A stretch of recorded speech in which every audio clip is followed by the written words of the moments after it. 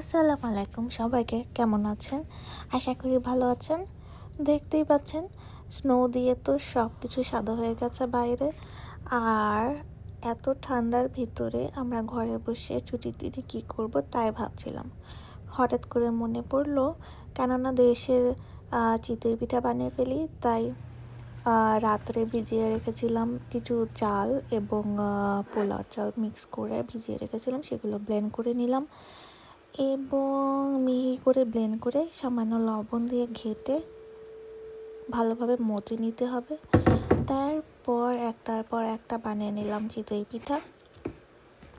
এবং চিতই পিঠাগুলো কিন্তু মাশাআল্লাহ ভালোভাবে ফুলেছিল এবং একদম জালি জালি হয়ে গিয়েছিল, আপনারা দেখতে পাবেন একটু পরেই।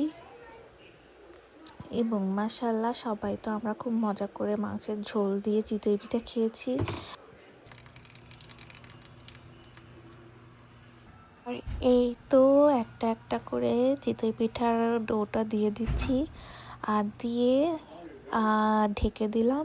এবং প্রথম পিঠাটাই মাশাআল্লাহ খুব সুন্দর হয়েছিল।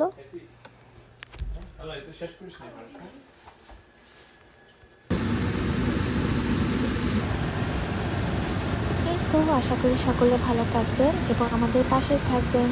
আসসালামু আলাইকুম।